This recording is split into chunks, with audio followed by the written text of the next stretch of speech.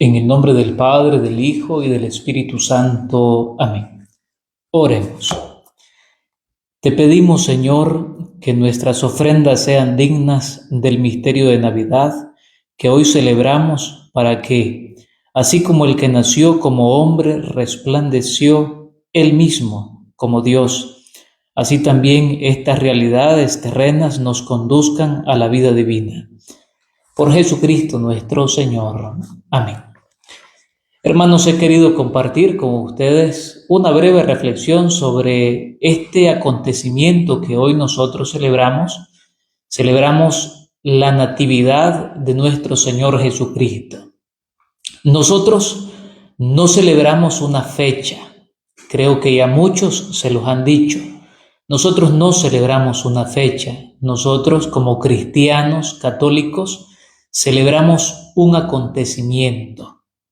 Repito, no celebramos una fecha, celebramos un acontecimiento.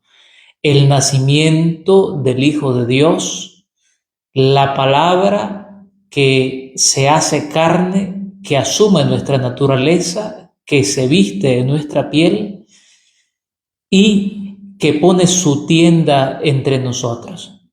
Ese es el misterio que nosotros celebramos, ese es el acontecimiento de la Virgen que da a luz. Hermanos, quisiera ponerlos un poco en contexto. El día de ayer, en la vigilia, se nos pedía reflexionar el texto evangélico de Lucas capítulo 2, versículo 1 al 14. En principio nos encontramos ya con este contexto histórico. César Augusto, emperador romano, había hecho un edicto sobre un famoso censo. Curiosamente, a nosotros se nos invita a vivir en esta alegría porque la vida nos está naciendo. Natividad viene del latín nativitas, nato, nacimiento, y vitas, vida, el nacimiento de la vida. Eso celebramos nosotros.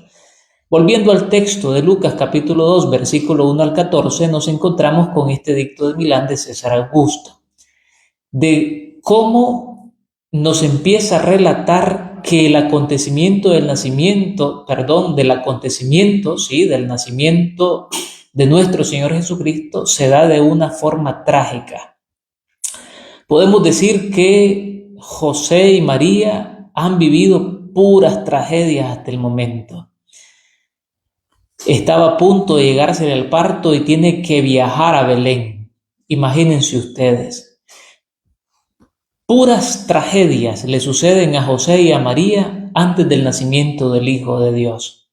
Tienen que viajar a Belén para poderse censar. Y María ya andaba en sus días. Llegan a Belén y resulta que en ese acontecimiento a María le llega el momento de dar a luz. José se ha de haber visto frustrado, fracasado, por no brindarle un lugar donde su esposa pudiese dar a luz con todas las seguridades propias de su tiempo. No logra encontrar un espacio, un lugar. Imagínense ustedes la frustración de José. No logra brindarle seguridad a su familia. Pero esto solamente redunda en lo maravilloso que es Dios. María logra encontrar un espacio para que su hijo nazca con José en una posada. Obviamente es justificable porque si andaban muchos censándose, las posadas estaban llenas y encuentran un lugar entre los animales. Encuentran un lugar en el famoso pesebre, en un corral. Ahí Dios quiso que naciera su hijo. Dios quiso anonadarse hasta tal punto de hacerse pobre para los pobres. Por eso el acontecimiento del nacimiento del Hijo de Dios es realmente profundo.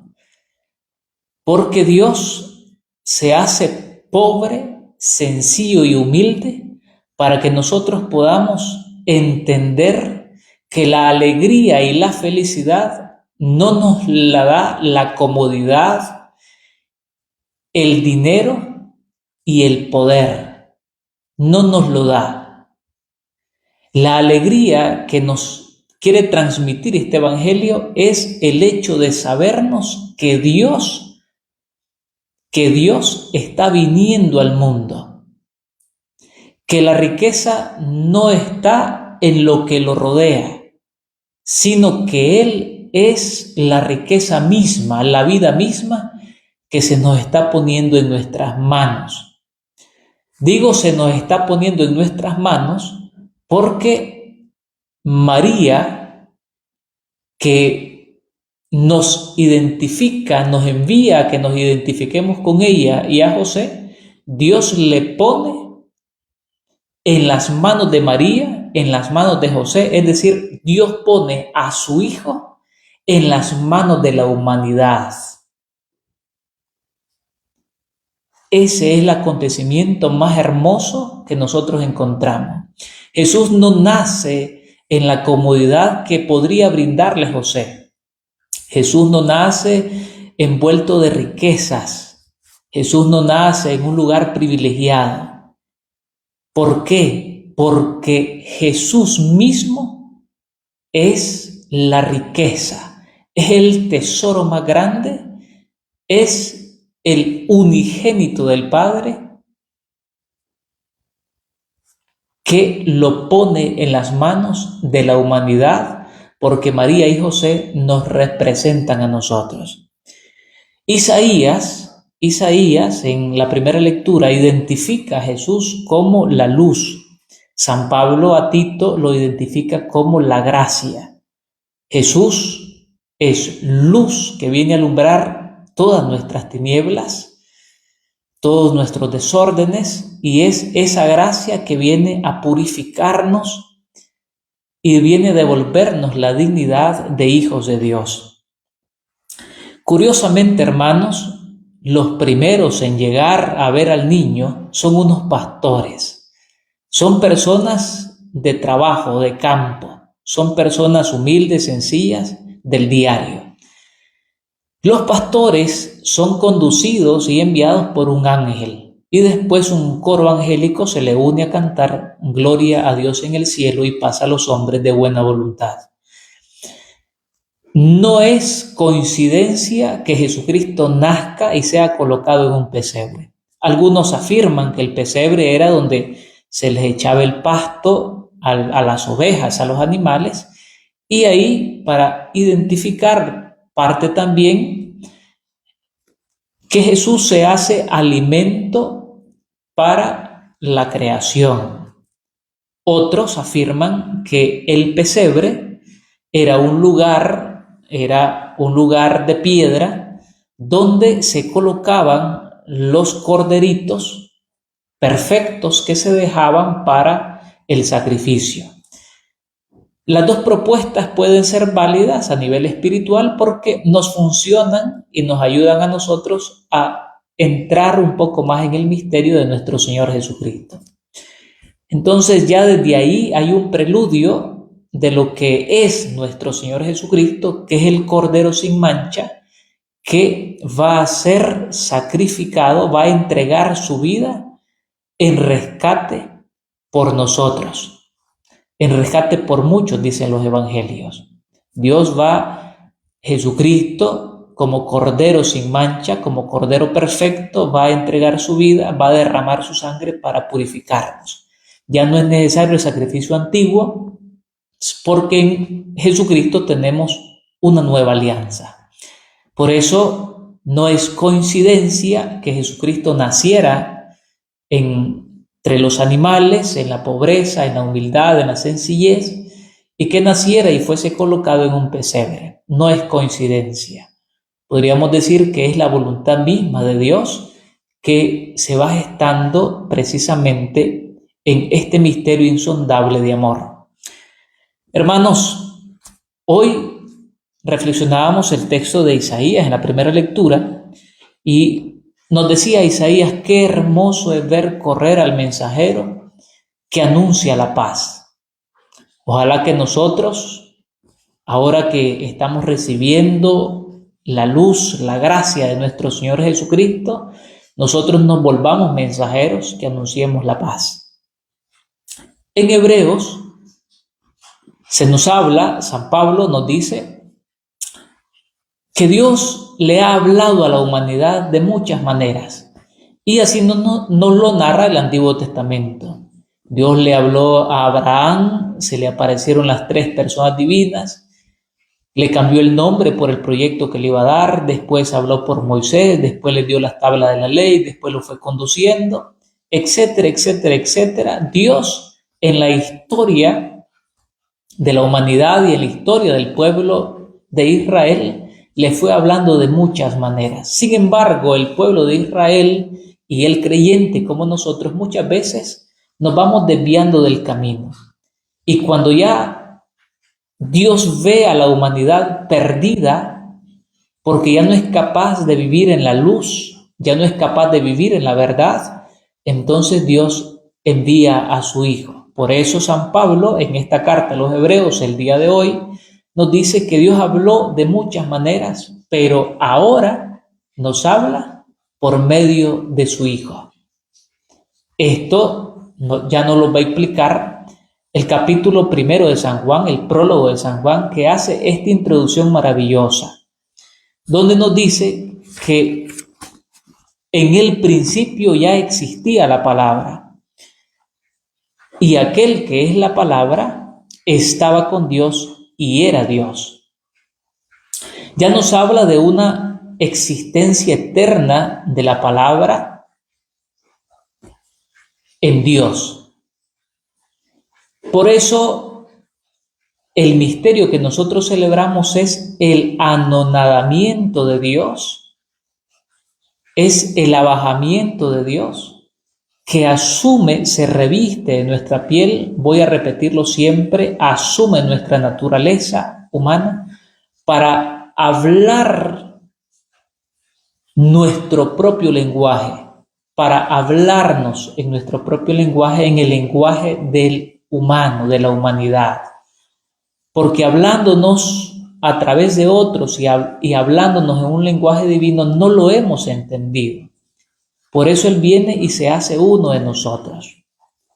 Si usted quiere transmitirle a alguien de habla extranjera un mensaje fidedigno, necesariamente debe de aprender a hablar su idioma para poderse hacer entender de forma fidedigna. Pero si yo tengo un traductor que le esté explicando a un inglés, a un chino, a un alemán, lo que él entienda de mis palabras es lo que le va a transmitir al otro, pero no va a ser una traducción fiel de no solo las palabras, sino de la intencionalidad que nosotros tenemos. Por eso Dios deja de hablar a través de profetas, de mensajeros, para hablarnos Él mismo, porque Jesucristo es Dios. Dice el texto evangélico del día de hoy, en el principio ya existía la palabra, nos menciona la eternidad de su existencia. En aquel que es la palabra estaba con Dios. Ya nos habla de una comunión de la palabra existente del Hijo con el Padre. Y era Dios. No es menor que Dios ni mayor que Dios. Gozan de una misma dignidad divina. Por eso aquí se puede explicar todo este proceso salvífico de Dios como creador, Jesucristo como redentor y el Espíritu Santo como santificador.